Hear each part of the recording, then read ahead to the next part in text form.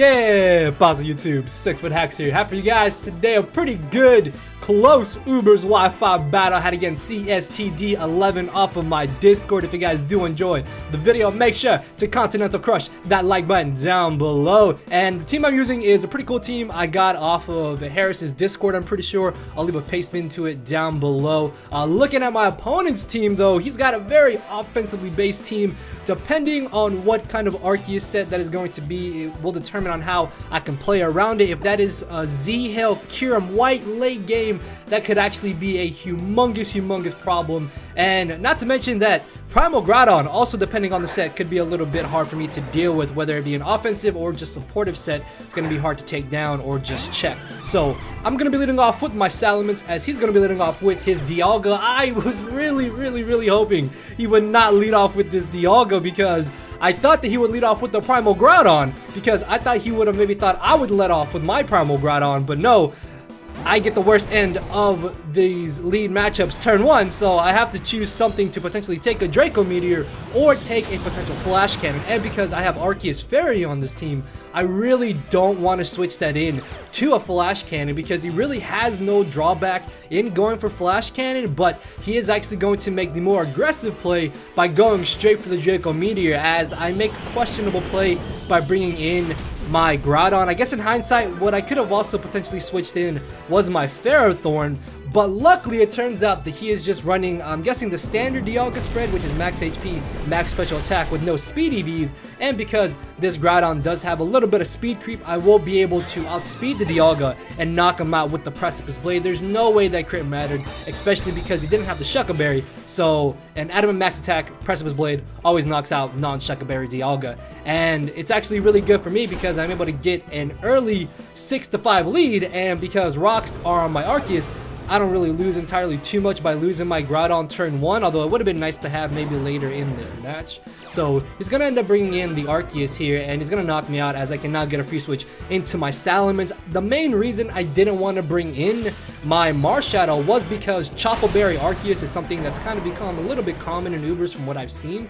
So I didn't want to risk him having the Chople Berry, close combat not knocking him out, and then him revenge killing me with a Shadow Sneak, especially because Marshadow is a huge threat in this game. So by bringing in my Salamence, I can get off about 50%, put him in range of where even if he does have the Chople Berry, he's not going to be able to live in Life Orb close combat coming from my Marshadow. So I'm going to switch out here into my Ferrothorn, expecting him to either want to go for the Stone Edge or just go straight for the Extreme Speed, as it turns out that he has the Breakneck Blitz, which I've not seen Breakneck Blitz Arceus before. I know that regular Arceus, not regular Arceus, sorry, but like Arceus forms carry Z moves, like Arceus Ghost runs the Ghostium Z for the Never Ending Nightmare. So this did kind of catch me a little bit off guard. Thankfully though, Ferrothorn does resist the Breakneck Blitz, and even at +1, he's not going to be able to KO me with anything, which is really nice because now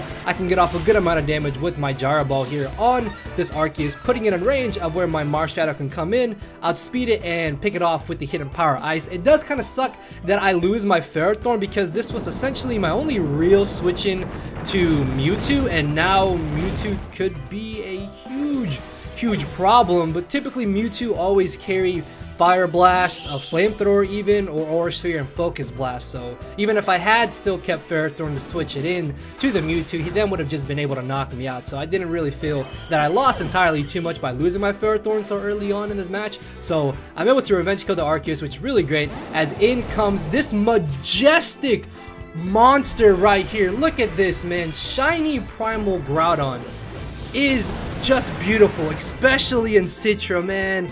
I've been trying to get my own shiny Primal Groudons to go through, but for some reason I can never get them to go through Wi-Fi. So just being able to face one on Wi-Fi when it's not really seen, or not many people bring it on Wi-Fi, shiny versions anyways, it's really nice, man. I like the black with the gold and then the lava. Okay, I'm getting carried away. So I'm gonna switch out here because Marshadow can't OHKO Groudon with any one move, and by still keeping my Salamence around, I should be able to check this accordingly. But he goes for the Rock Polish, and that's a little bit terrifying. Thankfully though, it turns out that he's got the Dragon Claw and not the Stone Edge.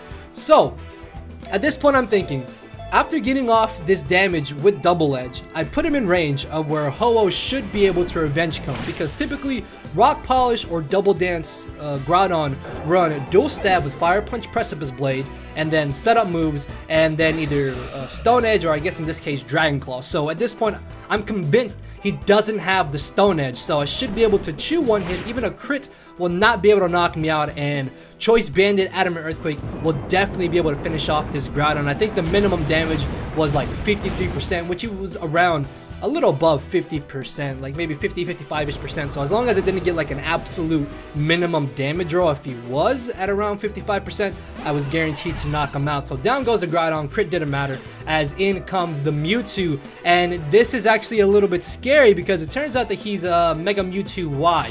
Now, my thought was to just leave in Ho-Oh here, and then I could bring in my Arceus to deal with this thing accordingly, or potentially bring in my Marshadow to revenge kill him. But Mega Mewtwo Y outspeeds Marshadow, and it has a chance to potentially 2-hit KO Arceus Fairy, which even if he doesn't 2-hit KO my Arceus Fairy, I can't beat him 1v1. So essentially, I have to bring in my Marshadow here and hope that I get the damage roll of the Shadow Sneak in my favor, which thankfully it had about a 75% chance to knock out the Mewtwo, and I don't get unlucky there, and I still have a chance to potentially win this battle. However, though, the combination of Marshadow plus Kyurem White in the back can still win the match for my opponent. So in comes the Marshadow, and I'm so happy he did not Spectral Thief here as I switched into my Arceus.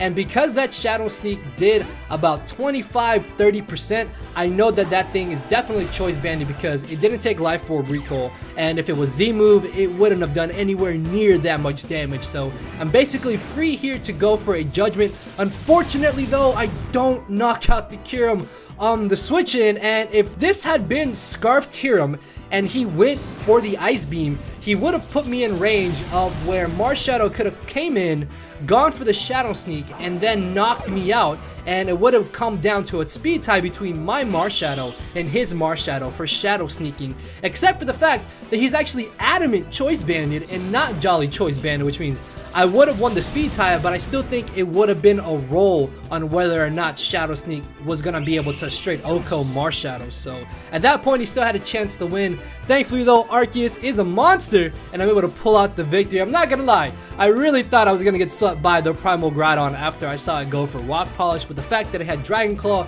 and not Stone Edge meant that I could safely bring in Ho-Oh to revenge kill it. Also, I would have just lost this battle if I didn't get the Shadow Sneak roll with my Marshadow against his Mega Mewtwo Y, because Mega Mewtwo Y would have been able to weaken my Arceus to the point where Kyurem or his Marshadow would have been able to just pressure my Arceus enough to the point where it would have knocked me out anyway. So yeah, either way though, very fun game to Chris there. Hopefully you guys did enjoy the video. Again, content not to crush that like button down below. I'm gonna start just saying some random Pokemon moves for you guys to hit the like button. Somebody suggested that, and I actually really kind of like that. So yeah, I'm not always gonna say content not to crush.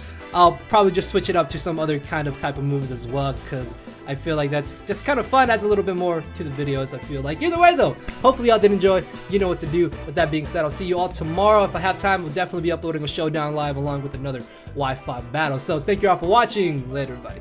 Cause my brain and heart are both tied in the knot, and this hinders me from crying a lot. This causing me to show no emotion. But when I said I cared, I wasn't joking. But I guess it's too late for me to become broken. For now, I'm living with no more pain, tears, or hoping. I'm just coasting. Yeah, I said I'm coasting. No more pain, tears, and hoping. For real.